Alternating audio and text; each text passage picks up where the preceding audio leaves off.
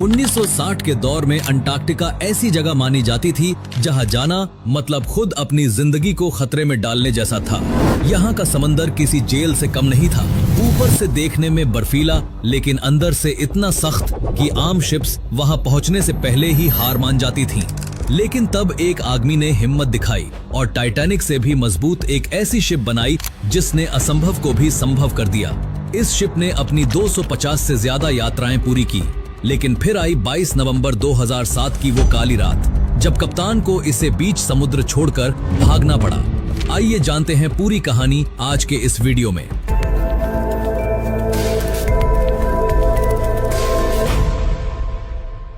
उस समय में अंटार्कटिका का नाम सुनते ही लोग कांप जाते थे। समंदर की बर्फ इतनी सख्त थी कि कोई भी साधारण शिप वहां चल ही नहीं सकती थी। फिर भी एक आदमी ऐसा था जिसने इस नामुमकिन को मुमकिन करने का सपना देखा। उसका नाम था एरिक लिंडब्लैड। एरिक एक आम इंसान नहीं था। उसने सोचा, क्यों न एक ऐसी शिप बनाई जाए जो बर्फ के इस भयानक रास्ते को पार कर सके। एक ऐसी शिप जो न सिर्फ अंटार्कटिका तक पहुंचे, बल्कि लोगों को इस अनदेखी दुनिया को अपनी आंखों से देखने का मौका दे सके। ये सपने जैसा था, लेकिन एरिक ने उसे हकीकत में बदलने की ठान ली थी। कई सालों की मेहनत के बाद आखिरकार एक ऐसी शिप तैयार हुई जो अपने आप में एक चमत्कार थी। इसका नाम रखा गया लिंडब्लैड एक्सप्लोरर, जिसे बाद में MV एक्सप्लोरर के नाम से जाना गया। ये शिप कोई साधारण क्रूज शिप नहीं थी। इसका डिजाइन इतना खास था कि ये बर्फ को चीरते हुए अपना रास्ता खुद बना सकती थी। इसे आइस क्लास 1A रेटिंग मिली थी, यानी ये इतनी मजबूत थी कि इसे किसी आइस ब्रेकर की जरूरत नहीं पड़ती थी। इसकी लंबाई थी करीब 240 फीट और वजन 2300 टन से ज्यादा। ये शिप इतनी विशाल थी कि इसमें 100 से ज्यादा पैसेंजर्स और 50 से ज्यादा क्रू मेंबर्स आराम से रह सकते थे। इसकी बॉडी को 2 परतों में बनाया गया था ताकि बर्फ की टक्कर से भी शिप को कोई नुकसान न पहुंचे। इसका हल इतना मजबूत था कि ये बर्फीले समंदर में भी बिना डरे आगे बढ़ सकता था। शिप के अंदर की सजावट और सुविधाएं भी कमाल की थीं। पैसेंजर्स के लिए आरामदायक केबिन्स, डाइनिंग हॉल और लाउंज एरिया थे। शिप का हर कोना इस तरह डिजाइन किया गया था कि वो अंटार्कटिका के कठिन माहौल में भी लोगों को घर जैसा सुकून दे सके। जैसे ही MV एक्सप्लोरर ने अपनी पहली यात्रा शुरू की, ये दुनिया भर में मशहूर हो गई। लोग इसे अंटार्कटिका का प्रवेश द्वार कहने लगे। हर कोई इस शिप पर सवार होकर उस अनजानी दुनिया को देखना चाहता था, जहां इंसान का दखल न के बराबर था। शिप की हर यात्रा एक नया एक्सपीरियंस लेकर आती थी। MV एक्सप्लोरर सिर्फ एक शिप नहीं थी, ये लोगों के सपनों को हकीकत में बदलने का जरिया थी। साल 2004 में इस शिप को गैप एडवेंचर्स नाम की एक ट्रैवल कंपनी ने खरीद लिया। उन्होंने इसका नाम वही रखा, MV एक्सप्लोरर। कंपनी ने इसे और आधुनिक बनाया। 2007 तक इस शिप ने 250 से ज्यादा यात्राएं पूरी कर ली थीं। हर यात्रा कामयाब रही। ऐसा लगता था कि ये शिप अमर है, लेकिन प्रकृति के सामने कोई अमर नहीं होता। और जल्द ही एक ऐसा दिन आने वाला था जो इस शिप की कहानी को हमेशा के लिए बदल देगा। 11 नवंबर 2007 का दिन था। MV एक्सप्लोरर अपनी एक और यात्रा पर निकलने वाली थी। ये एक 19 दिन की ट्रिप थी जो अर्जेंटीना के उस्वाया शहर से शुरू होनी थी। ये शहर दुनिया का सबसे दक्षिणी शहर माना जाता है और अंटार्कटिका की यात्रा का शुरुआती पॉइंट। रास्ते में शिप फॉल्कलैंड आइलैंड्स और साउथ जॉर्जिया आइलैंड से होकर गुजरती और फिर अंटार्कटिका के बर्फीले तटों तक पहुंचती। इस बार शिप में 100 पैसेंजर्स और 54 क्रू मेंबर्स सवार थे। सब अंटार्कटिका की खूबसूरती को अपनी आंखों से देखना चाहते थे। हर किसी के चेहरे पर खुशी और एक्साइटमेंट थी। शिप के कप्तान थे बैंक वाइमन, जो एक अनुभवी कप्तान थे। इन्होंने अंटार्कटिका के रास्तों को कई बार नापा था। उनके अनुभव पर हर किसी को भरोसा था। क्रू मेंबर्स भी अपने काम में माहिर थे।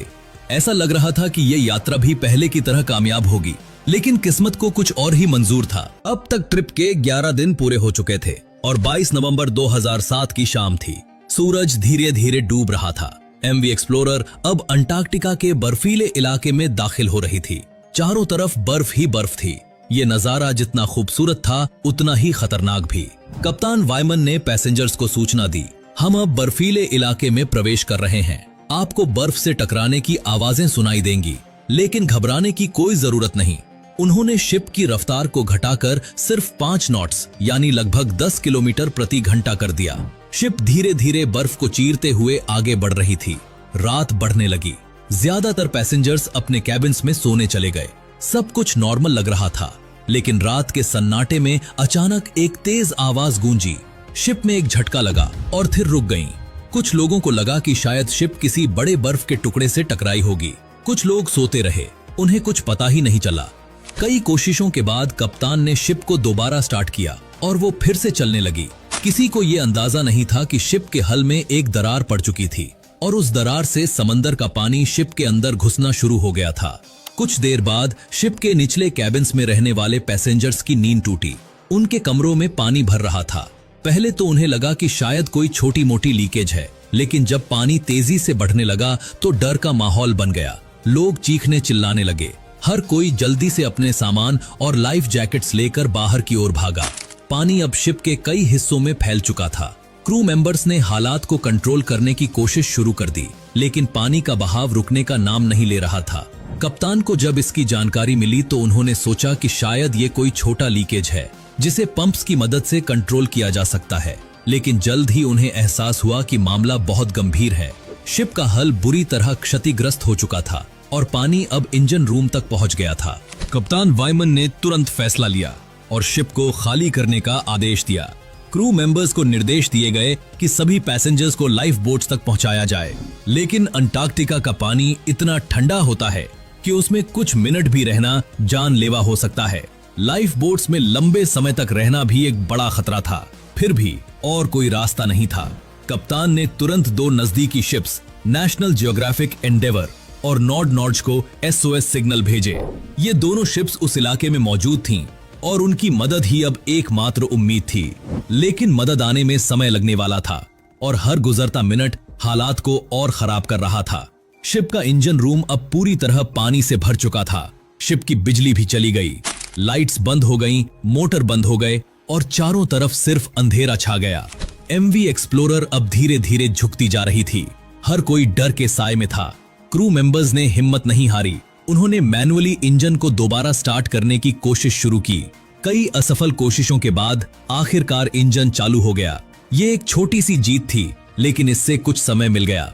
कप्तान ने इवैक्यूएशन को और तेज करवा दिया। शिप में मौजूद 4 लाइफ बोट्स को तैयार किया गया। पैसेंजर्स को जल्दी जल्दी लाइफ जैकेट्स पहनाए गए और लाइफ बोट्स में बिठाया जाने लगा। ठंड इतनी थी कि लोग कांप रहे थे, लेकिन डर के आगे ठंड का एहसास कम हो गया था। बच्चे, बुजुर्ग, जवान सबको लाइफ बोट्स में जगह दी गई। कुछ क्रू मेंबर्स और कप्तान आखिरी तक शिप पर रुके, ये कोशिश करते हुए कि शायद शिप को बचाया जा सके, लेकिन पानी का बहाव इतना तेज था कि अब शिप को बचाना नामुमकिन था। आखिरकार कप्तान और बाकी क्रू मेंबर्स को भी शिप छोड़कर लाइफ बोट्स में जाना पड़ा। अब 150 से ज्यादा लोग, पैसेंजर्स और क्रू ठंडी हवा और बर्फीले पानी के बीच खुले आसमान के नीचे लाइफ बोट्स में बैठे थे और अपनी आंखों से MV एक्सप्लोरर को डूबता हुआ देख रहे थे। चारों तरफ अंधेरा और सिर्फ लहरों की आवाज। कोई नहीं जानता था कि मदद कब आएगी या आएगी भी या नहीं। लाइफ बोट्स में बैठे लोगों के लिए समय जैसे थम सा गया था। ठंडी हवाएं उनके चेहरों को चुभ रही थीं। करीब 4 घंटे तक वे लाइफ बोट्स में बैठे रहे और फिर अचानक दूर से एक रोशनी दिखाई दी। ये नॉर्ड थी, वही शिप जिसने SOS कॉल रिसीव किया था। जैसे ही नॉर्गे नजदीक आई, लोगों के चेहरों पर उम्मीद की किरण जाग उठी। नॉर्गे के क्रू ने तेजी से रेस्क्यू ऑपरेशन शुरू किया। एक एक करके सभी पैसेंजर्स और क्रू मेंबर्स को सुरक्षित नॉर्गे पर लाया गया। खुशी की बात यह थी कि इस पूरे हादसे में कोई जख्मी नहीं हुआ। सभी 154 लोग सुरक्षित थे, लेकिन MV एक्सप्लोरर को नहीं बचाया जा सका। हादसे के बाद जांच शुरू हुई। हर कोई ये जानना चाहता था कि आखिर इतनी मजबूत शिप के साथ ऐसा हादसा कैसे हो गया। जांच में कई चौंकाने वाली बातें सामने आईं। ये हादसा किसी मशीन की खराबी की वजह से नहीं हुआ था। असल में कप्तान वाइमन ने जिस बर्फ को नया और पतला समझा था, वो कई साल पुरानी और बहुत सख्त बर्फ थी। इस बर्फ ने शिप के हल को बुरी तरह फाड़ दिया था। जांच में यह भी पता चला कि शिप की स्पीड को और कम किया जा सकता था और बर्फीले इलाके में और सावधानी बरती जा सकती थी। कप्तान के अनुभव के बावजूद ये एक बड़ी भूल थी जिसने इतने बड़े हादसे को जन्म दिया। आज MV एक्सप्लोरर की बॉडी समंदर की गहराइयों में पेंगुइन आइलैंड से करीब 25 मील दूर 1300 मीटर की गहराई में पड़ी है। वो अब कभी वापस नहीं आएगी। समंदर ने उसे अपनी गोद में समा लिया, लेकिन उसकी कहानी आज भी जिंदा है। अंटार्कटिका की ठंडी हवाओं में उस शिप की गूंज सुनाई देती है जिसने इंसान के साहस और सपनों को नई उड़ान दी थी। क्या आप कभी अंटार्कटिका की सैर करना चाहते हैं? हमें कमेंट में जरूर बताएं। अगर ये वीडियो पसंद आई तो लाइक और शेयर करें और ऐसे ही इंफॉर्मेटिव वीडियोस के लिए चैनल को सब्सक्राइब करें।